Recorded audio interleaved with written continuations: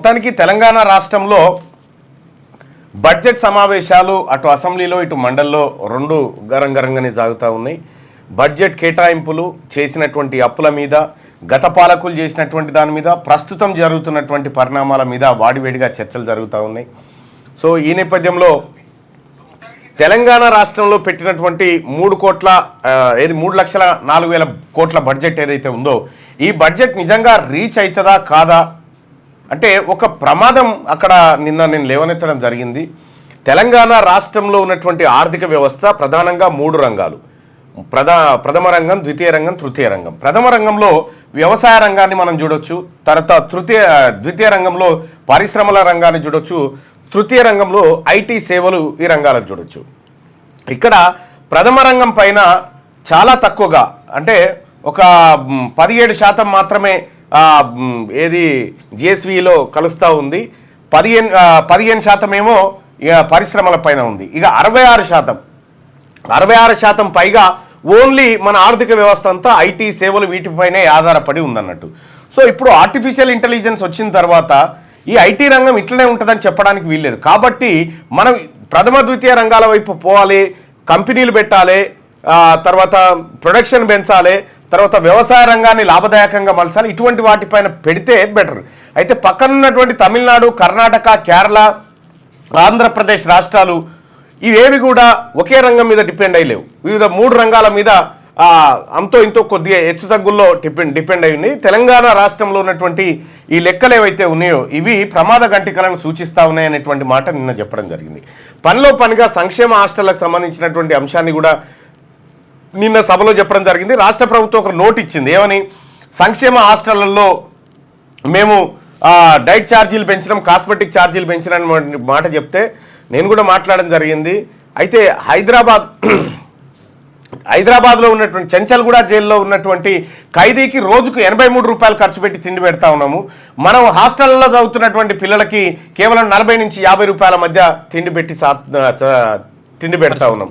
So ఇక్కడ దేశ పౌరులుగా మలచాల్సినటువంటి చోటనేమో తక్కువ ఖర్చు పెట్టి వాళ్ళకు భోజనం పెడతా ఉన్నాము. అయితే వివిధ నేరాలు ఎదుర్కొంటున్నటువంటి వాళ్ళకు మాత్రం ఎక్కువ ఖర్చు పెట్టి మనం జైళ్లలో పెడతా ఉన్నాం. సో ఇది ప్రధానమైనటువంటి విమర్శ. డైట్ ఛార్జీలు పెంచాలి, కాస్మెటిక్ ఛార్జీలు మళ్ళీ ఇంకొక 400% పెంచితేనే మనం అనుకున్నటువంటి సంక్షేమ హాస్టళ్ళు బలపడేటువంటి అవకాశం ఉంది. సంక్షేమ హాస్టల్లో దినదినం తగ్గిపోతూ ఉన్నారు.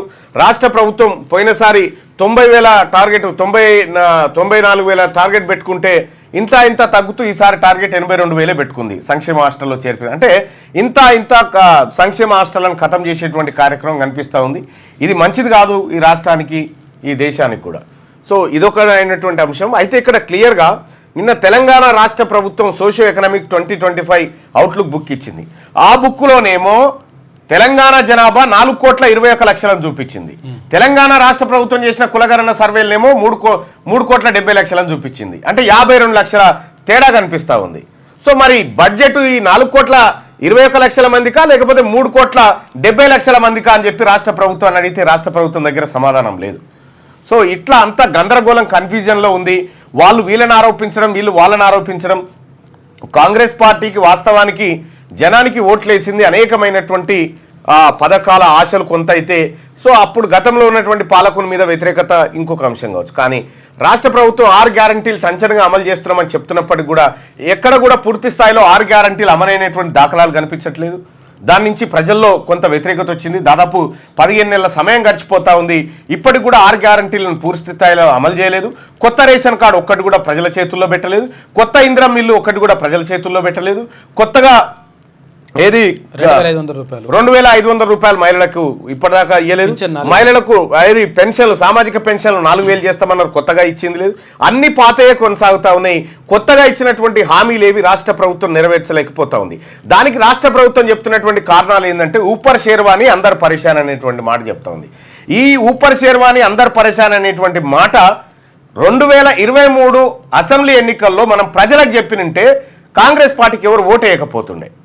సో ఎప్పుడైనా కూడా ఒక పాలకుడు చేయాల్సినటువంటి ప్రయత్నం ఏంటంటే ఈ రాష్ట్రంకి ఏమైనా పెట్టుబడులు రావాలన్నా, ఈ రాష్ట్రంలో ఎవరైనా ఇన్వెస్ట్ చేయాలన్నా, లేకపోతే ఈ రాష్ట్రానికి కొంత గౌరవ మర్యాదలు దక్కాలన్నా కూడా కేసీఆర్ చెప్పినటువంటి ధనిక రాష్ట్రం అని, దివాలా తీసిన రాష్ట్రం అని కేసీఆర్కి ఎరికే, అందరికీ ఎరికే. కానీ ధనిక రాష్ట్రం అనేటువంటి మాట ఎందుకు చెప్పిండు పదే పదే అంటే, పెట్టుబడులు ఆ తర్వాత ఇతర అన్ని రాష్ట్రాలది ఇదే.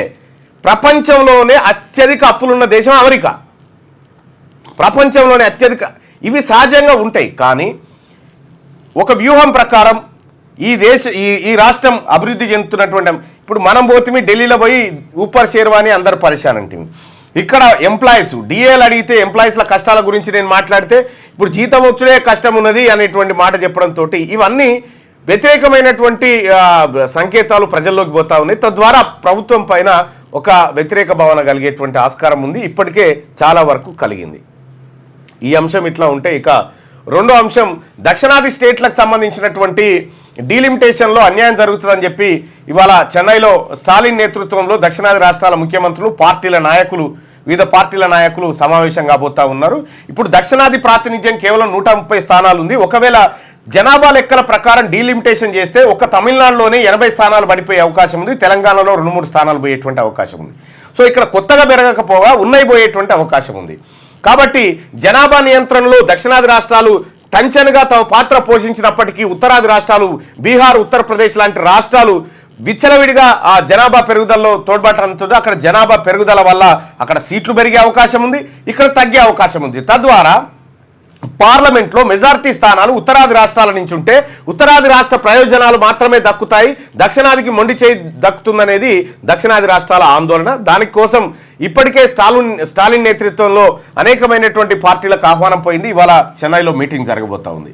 సో ఈ మీటింగ్లో ఎలాంటి నిర్ణయాలు తీసుకుంటారనేది చూడాల్సినటువంటి అంశం. అయితే కేంద్ర ప్రభుత్వం 1971 జనాభా లెక్కల ప్రకారం డీలిమిటేషన్ ప్రక్రియను చేపట్టాలని చెప్పి స్టాలిన్ అలాగే దక్షిణాది రాష్ట్రాలకు సంబంధించినటువంటి ముఖ్య నాయకులందరూ కూడా చెప్తున్నటువంటి నేపథ్యంలో, అయితే అమిత్ షా గారు ఇక్కడ తమిళనాడుకు వచ్చి ఇక్కడ స్థానాలు తగ్గుతాయని చెప్తా ఉన్నారు, అసలు తగ్గవు అనేటువంటి మాట సూచాయగా చెప్పిపోయింది అక్కడ. అయితే వాస్తవానికి తగ్గవనే మాట చెప్పిండు కానీ పెరుగుతాయి అనేటువంటి మాట మాత్రం ఆయన చెప్పలేకపోయిండు.